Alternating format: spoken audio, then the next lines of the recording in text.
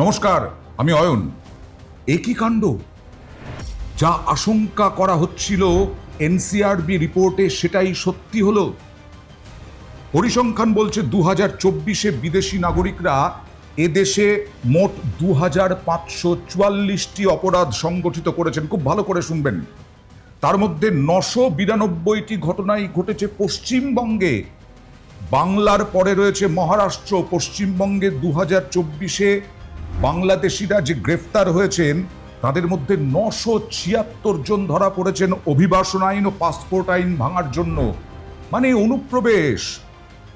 এবং তার সঙ্গে সঙ্গে মাদক পাচারের দায়ে রাজ্যে ধরা পড়েন 6 জন বাংলাদেশি নাগরিক।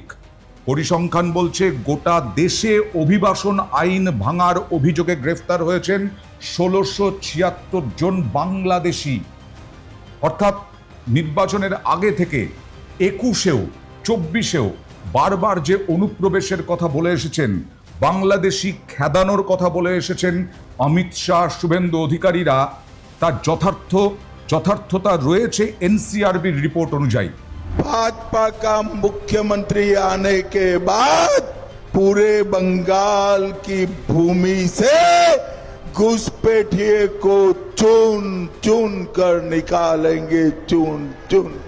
শুভেন্দু অধিকারী, মুখ্যমন্ত্রী শুভেন্দু অধিকারী ক্যাবিনেট, প্রথম ক্যাবিনেট ঘোষণার পরেই, ক্যাবিনেটের মিটিংয়ের পরেই ঘোষণা করেছিলেন যে 45 দিনের মধ্যে, যেটা সংকল্পপত্রে রয়েছে প্রতিশ্রুতি, বিজেপির সংকল্পপত্রে, যে 45 দিনের মধ্যে জমি অধিগ্রহণ প্রক্রিয়া শেষ হয়ে যাবে, বিএসএফকে জমি দিয়ে দেওয়া হবে।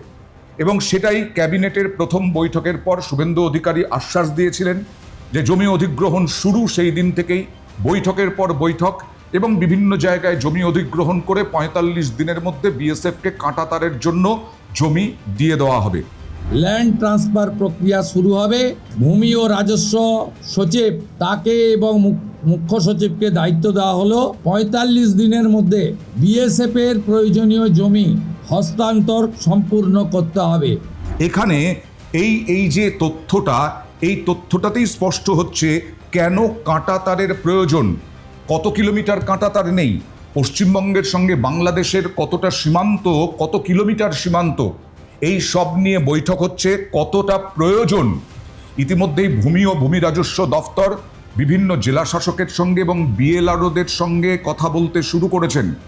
কোচবিহার, এদিকে মালদা, উত্তর দিনাজপুর, দক্ষিণ দিনাজপুর, মুর্শিদাবাদ, নদিয়া, উত্তর 24 পরগনা, দক্ষিণ 24 পরগনা, এই সমস্ত জেলার বিএলআরও এবং জেলা শাসকদের সঙ্গে বৈঠক করেছে ভূমি ও ভূমি রাজস্ব দফতর, যে কতটা প্রয়োজন। যেমন মালদা 172 কিলোমিটারের মধ্যে এখনো পর্যন্ত প্রায় 60 কিলোমিটার কাঁটাতার নেই। কাঁটাতার দেওয়া হবে যাতে অনুপ্রবেশকারীদের রোখা যায়, সেই কারণেই কাঁটাতার দেওয়া। ইতিমধ্যেই গ্রামের কৃষকরা, সীমান্তবর্তী জেলার কৃষকরা, তারা খুব খুশি হয়েছেন, কারণ তাদেরও প্রচণ্ড উৎপাতের মধ্যে পড়তে হয়। এই আগে তৃণমূল সরকারের আমলে বারবার অনুপ্রবেশকারীদের মদত দেওয়ার অভিযোগ উঠেছে এবং সেটা বিজেপি বারবার করেছে, কেন্দ্রীয় নেতৃত্ব বারবার করেছেন, বিজেপির রাজ্য নেতৃত্ব বারবার অভিযোগ করেছেন, কিন্তু তৃণমূল মানতে চায়নি। কিন্তু এখানে দেখা যাচ্ছে এই অনুযায়ী, এই তথ্য অনুযায়ী, যে গোটা দেশে অভিবাসন আইন ভাঙার অভিযোগে গ্রেফতার হয়েছেন 1676 জন বাংলাদেশি। এছাড়া ডাকাতির ঘটনায় একজন, জালিয়াতির অভিযোগে গোটা দেশে 20 জন বাংলাদেশের নাগরিক ওই বছরেই গ্রেফতার করা হয়। শুধুমাত্র 2024 বেআইনি অস্ত্র রাখার অভিযোগে গ্রেফতার হন একজন বাংলাদেশি। অর্থাৎ 2024 এক বছরেই এতজন বাংলাদেশি গ্রেফতার হয়েছেন। এবার আপনাদের জানাই তথ্য যে এই যে কাঁটাতারের যে রইল না কাঁটা, সেই কাঁটাতার কত কিলোমিটার দেওয়ার প্রয়োজন আছে। পশ্চিমবঙ্গ বাংলাদেশের যে সীমান্ত, সেই সীমান্তে 2211 কিলোমিটার 847 মিটার এলাকা টোটাল পশ্চিমবঙ্গ এবং বাংলাদেশের সীমান্তে। তার মধ্যে 600 কিলোমিটার কাঁটাতার নেই। 600 কিলোমিটার কম নয়। কলকাতা থেকে শিলিগুড়ি প্রায় 600 কিলোমিটার। এতটা কাঁটাতার নেই, এতটা সীমান্তে কাঁটাতার নেই। আর তাই কাঁটাতার দিতে 45 দিন মাত্র সময় লাগবে। যদি সদিচ্ছা থাকে যে কোনো সরকারের, তাহলে যে সময়টা কোনো বিশেষ ব্যাপারই নয়, এটা সম্পূর্ণ পরিষ্কার। কারণ মাত্র 45 দিন 4 তারিখে ভোটের রেজাল্ট বেরিয়েছে, 9 তারিখে শপথ নিয়েছেন মুখ্যমন্ত্রী শুভেন্দু অধিকারী, এবং তারপর 11 তারিখে ক্যাবিনেটের বৈঠকে সিদ্ধান্ত। 11 তারিখ থেকে 45 দিন, মানে হচ্ছে 11ই জুন, তারপরে আর 15 দিন। এই 45 দিনের মধ্যে কাঁটা তারের জন্য জমি অধিগ্রহণ প্রক্রিয়া শেষ করে বিএসএফকে তুলে দেওয়া হবে। কাঁটা তার দিতে বেশিক্ষণ লাগবে না, অর্থাৎ অনুপ্রবেশের সমস্যাটা মিটবে, যেটা গোটা দেশের জন্যই, নিরাপত্তাজনিত কারণে গোটা দেশের জন্যই অশনি সংকেত। আর তাই বারবার পশ্চিমবঙ্গে অনুপ্রবেশ রুখতে বারবার বিজেপি দাবি করে এসেছে, বিভিন্ন সময়ে অভিযোগ করে এসেছে তৃণমূলের বিরুদ্ধে। শুভেন্দু অধিকারী অসমে গিয়েছিলেন, অসমের মুখ্যমন্ত্রী হিমন্ত বিশ্ব শর্মার শপথে, এবং সেখানেও তিনি বলেছেন যে পশ্চিমবঙ্গে অনুপ্রবেশ রুখতে অসম মডেলকেই গুরুত্ব দেবে বাংলার সরকার। এবং মুখ্যমন্ত্রী শুভেন্দু অধিকারীর কথায়, রাষ্ট্রবাদের জন্য, দেশের হিতের জন্য যে কাজ অসমে হয়েছে, ত্রিপুরায় হয়েছে, সেই কাজ বাংলায় সম্পূর্ণ করবে বিজেপি, বিশেষ করে অনুপ্রবেশকারীদের নিয়ে বাংলাদেশ সীমান্তকে সুরক্ষিত করার জন্য। এবার দেখা যাক যে অসম মডেলটা ঠিক কি। जो काम असम में हुआ है, त्रिपुरा में हुआ है, वो काम बंगाल में पूरा करने का काम बीजेपी सरकार करेगा।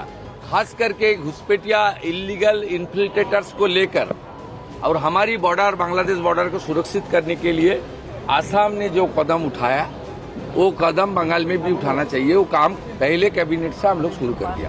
অসম মডেল হচ্ছে 3D দাওয়াই।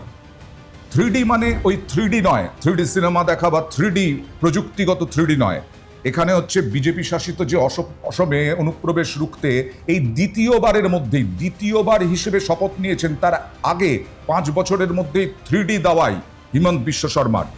3D মানে হচ্ছে 3টে ডি, ডিটেক্ট, ডিলিট, ডিপোর্ট। অর্থাৎ প্রথমে অনুপ্রবেশকারীদের চিহ্নিত করা, যে কারা অনুপ্রবেশকারী এটা চিহ্নিত করা, তারপরে ডিলিট অর্থাৎ ভোটার তালিকা থেকে সম্পূর্ণভাবে নাম বাদ দেওয়া, এবং ডিপোর্ট অর্থাৎ দেশ থেকে বার করে দেওয়া, মানে পুশব্যাক। অনুপ্রবেশকারী হস্তান্তরের দীর্ঘ আইনি প্রক্রিয়া থাকে। এই আইনি প্রক্রিয়ার জন্য কি করা হয়েছে, যে এমন একটা জায়গা দিয়ে বাংলাদেশে পাঠানো হয় এই অনুপ্রবেশকারীদের, সে দেশের কোনো সীমান্তরক্ষী নেই। যেখানে পাঠানো হচ্ছে সেখানে কোনো সীমান্তরক্ষী নেই, সেখানে তারা থাকবে এই অনুপ্রবেশকারীরা, এবং তারপরে একটা আইনি প্রক্রিয়া, যতদিন না আইনি প্রক্রিয়া শেষ হবে ততদিন পর্যন্ত তারা সেখানেই থাকবেন। অর্থাৎ পশ্চিমবঙ্গে এই এনসিআরবি রিপোর্টটা খুব গুরুত্বপূর্ণ হয়ে গেল। 2024-এ একটা বছরে কতজন বাংলাদেশি ধরা পড়েছে ভাবুন, শুধুমাত্র বেআইনি অনুপ্রবেশ, বেআইনি কাজকর্ম করার জন্য। আর তাই 45 দিনের মধ্যে ইতিমধ্যেই মালদাতে আজকে বৈঠক হয়ে গেছে। আমি বললাম ভূমি রাজস্ব দপ্তরের সঙ্গে বিভিন্ন জেলা শাসক এবং বিএলআরওদের যে কতটা জমি কোন জেলায় কত প্রয়োজন। এছাড়াও মালদাতে ইতিমধ্যেই সিআরপিএফ, বিএসএফ সবার সঙ্গে জেলা শাসকের বৈঠক সম্পূর্ণ হয়ে গেছে। এবং মুখ্যমন্ত্রী শুভেন্দু অধিকারীও বারবার আপডেট দিচ্ছেন যে কিভাবে কোনখানে কত জমি নেওয়া হচ্ছে, কোনখানে কিভাবে কাঁটাতারের বেড়া দেওয়ার জন্য বিএসএফকে সাহায্য করা হচ্ছে। এখন দেখার, এই যে অনুপ্রবেশকারী সমস্যা আজকে থেকে নয়, সেই বাম আমল থেকে অনুপ্রবেশকারী শুনে আসছি। সেই বাম আমল থেকে আমরা শুনে আসছি বাংলাদেশের পর বাংলাদেশের মানুষ এখানে এসে বেআইনিভাবে তারা থাকছেন, বেআইনিভাবে অনুপ্রবেশ করছেন, বেআইনিভাবে প্রবেশ করছেন, বেআইনিভাবে ঢুকছেন। সুতরাং সেই সমস্যার স্থায়ী সমাধান হয় কিনা আর 45 দিনের মধ্যেই আমরা দেখতে পাবো।